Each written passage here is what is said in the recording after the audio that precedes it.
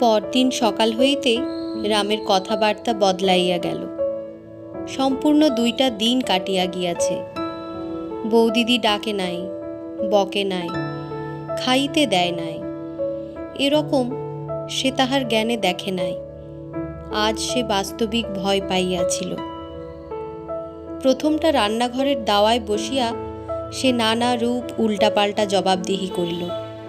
একবার বলিল বেড়াল মারিতে পেয়ারা ছুঁড়িয়াছিল, একবার বলিল হাত ফসকাইয়া পড়িয়া গিয়া বৌদির কপালে লাগিয়াছিল, একবার বলিল কাঁচা পেয়ারা ছুঁড়িয়া ফেলিয়া দিতেছিল, তারপর একবার বলিল কাহাকেও সে গাল দেয় নাই, একবার বলিল গোবিন্দকে দিয়াছিল, একবার বলিল ভোলাকে দিয়াছিল। কিন্তু কোনো কৈফিয়তেই কাজ হইল না। ওধারের কেহ জবাব দিল না, প্রতিবাদ করিল না, হাঁ না একটা কথাও বলিল না। একবার বহু কষ্টে লজ্জা সংকোচ ত্যাগ করিয়া আর কোনো দিন করব না বলিয়া ফেলিয়াও যখন ফল হইল না, তখন সে চুপ করিয়া কাঁদিতে লাগিল। কি উপায়ে, কি দিয়া, কেমন করিয়া সে বৌদিকে প্রসন্ন করিবে? বৌদিরা তাহাকে আলাদা করিয়া দিয়াছে, তবে কোথায় সে খাইবে? কাহার কাছে কেমন করিয়া সে থাকিবে? কোনো দিকেই আজ সে কুল কিনারা দেখিতে পাইল না। আজ সে রাঁধিবার চেষ্টাও করিল না, পড়িতে গেল না, ঘরে গিয়া শুইয়া পড়িল। গোপনে কাঁদিয়া কাঁদিয়াই বোধ করি গত রাত্রে নারায়ণীর জ্বর আসিয়াছিল। দুপুরবেলা দিগম্বরী 1 বাটি দুধ আনিয়া বলিলেন খেতেই হবে, না খেয়ে কি মরবি?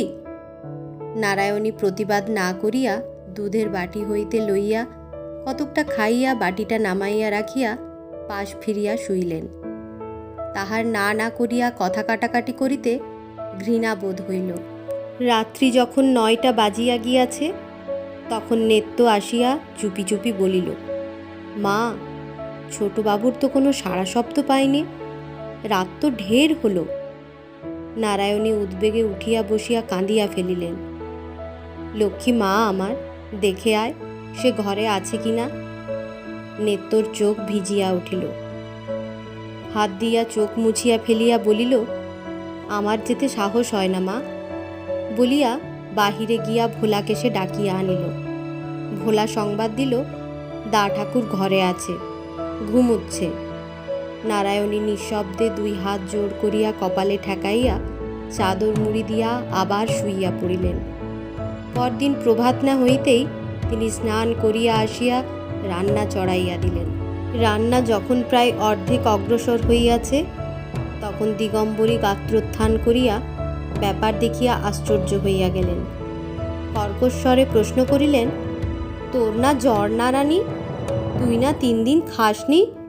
ভোরবেলা উঠে চান করে এসব কি হচ্ছে জিজ্ঞেস করি।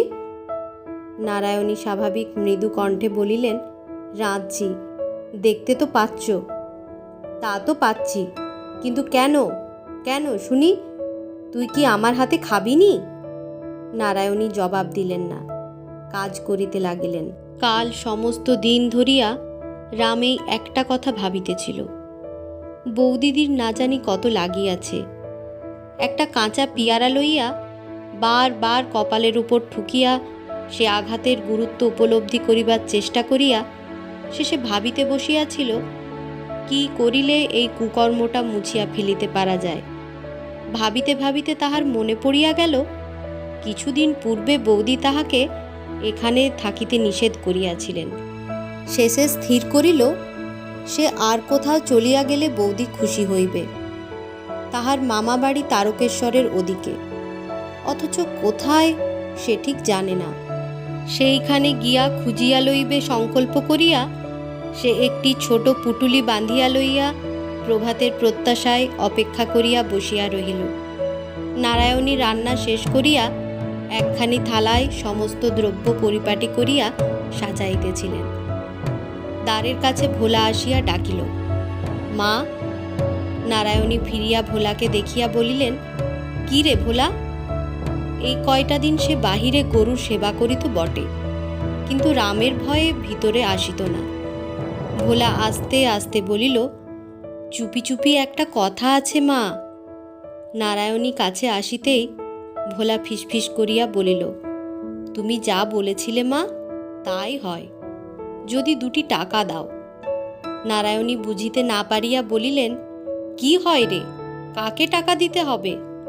ভোলা একটুখানি আশ্চর্য হইয়া বলিল, তুমি দা ঠাকুরকে চলে যেতে বলেছিলে না, তিনি যেতে রাজি আছেন। আচ্ছা, 2টো না দাও, 1টি টাকা দাও। নারায়ণী ব্যাকুল হইয়া উঠিলেন, কোথায় যেতে রাজি আছে রে? কোথায় কোথায় সে? ভোলা বলিল, বাইরে গাছতলায় দাঁড়িয়ে আছেন, বাবার থানের ওদিকে কোথায় তেনার মামা বাড়ি আছে যে। যা ভোলা, শিগগির ডেকে আন, বল আমি ডাকছি। ভোলা ছুটিয়া গেল। নারায়ণী কাঠ হইয়া দাঁড়াইয়া রহিলেন। অনতিকাল পরে রাম একটি ছোট পুটুলি হাতে লইয়া কাছে আসিয়া দাঁড়াইতেই নারায়ণী নিঃশব্দে তাহার হাত ধরিয়া ঘরের মধ্যে টানিয়া লইয়া গেলেন। দূর হইতে দিগম্বরী রামকে রান্নাঘরে ঢুকিতে দেখিয়া আশঙ্কায় পরিপূর্ণ হইয়া দ্রুত পদে ঘরে ঢুকিয়া দেখিলেন, সাজানো থালার সম্মুখে নারায়ণীর কোলের ওপর বসিয়া রাম বুকের মধ্যে মুখ লুকাইয়া আছে, এবং তাহার মাথার উপর, পিঠের উপর আরেকজনের অশ্রু বৃষ্টির ধারার মতো ঝরিয়া পড়িতেছে। অবাক হইয়া কিছুক্ষণ চাহিয়া থাকিয়া তিনি বলিলেন, ও তাই এত রান্না, খাওয়ানো হবে বুঝি? আমার জামাই যে এত বড় দিব্যিটা দিলেন, সেটা ভেসে গেল বুঝি? নারায়ণী মুখ তুলিয়া বলিলেন, ভেসে যাবে কেন মা? তার কথা আমি অমান্য করিনি, 3 দিন খাইনি, খেতেও দিইনি। দিগম্বরী তীক্ষ্ণভাবে বলিলেন, এই বুঝি অমান্য করিসনি? তবে এ কি হচ্ছে? যে দিব্যি দিয়েছে তার বুঝি হুকুমটাও একবার নিতে হবে না? নারায়ণী কি যেন একটা কঠিন আঘাত সহ্য করিয়া লইয়া সংক্ষেপে বলিলেন, আমার হুকুম নেওয়া হয়ে গেছে। দিগম্বরী বিশ্বাস করিলেন না। অধিকতর ক্রুদ্ধ হইয়া বলিলেন, আমি কচি খুকি নই নারানী, হুকুম নিলি আর আমি জানতেও পারলুম না। এবার নারায়ণীর আর সহ্য হইল না। তিনিও কঠিন হইয়া বলিলেন, তুমি কি জানবে মা, কার কাছে কখন আমি হুকুম পেয়েছি? মা, যার মুখ আছে সেই দিব্যি দিতে পারে। কিন্তু বলিয়া তিনি গভীর স্নেহে রামের লজ্জিত মুখ জোর করিয়া বুকের ভিতর হইতে তুলিয়া ধরিয়া তাহার ললাটে চুম্বন করিয়া বলিলেন, কিন্তু যাকে বুকে করে এতটুকু থেকে বড় করে তুলতে হয় সেই জানে হুকুম কোথা দিয়ে কেমন করে আসে। তোমাকে ভাবতে হবে না মা, এখন একটু সামনে থেকে যাও, 2টো খাইয়ে দিই। ও আমার 3 দিন অনাহারে আছে। বলিতে বলিতে তাহার চোখের জল আবার ঝরিয়া পড়িতে লাগিল। দিগম্বরী এক মুহূর্ত স্থির থাকিয়া বলিলেন, এখানে তবে আর আমার কি করে থাকা হবে? এ বাড়িতে আর থাকতে পারবো না, তা তোকে আজ স্পষ্ট বললুম। নারায়ণী বলিলেন, আমিও এই কথাটাই তোমাকে মুখ ফুটে বলতে পারছিলুম না। মা, সত্যিই তোমার এখানে থাকা হবে না। তোমার চোখে চোখে আমার এত বড় ছেলে যেন আধখানা হয়ে গেছে। ও দুষ্ট হোক, যা হোক, আমার বাড়িতে আমার চোখের সামনে ওকে শাস্তি দিতে আমি কাউকে দেব না। আজ তুমি থাকো, কাল কিন্তু বাড়ি যেও।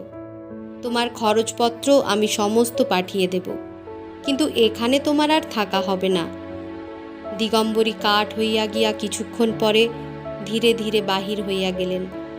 রাম বুকের ভিতর হইতে আস্তে আস্তে বলিল, না বৌদি, উনি থাকুন, আমি ভালো হয়েছি, আমার সুমতি হয়েছে। আর একটিবার তুমি দেখো। নারায়ণী আর একবার তাহার মুখ তুলিয়া ধরিয়া ললাটে ওষ্ঠাধার স্পর্শ করিয়া চোখের জলের ভিতর দিয়া মৃদু হাসিয়া বলিলেন, তুই এখন ভাত খা।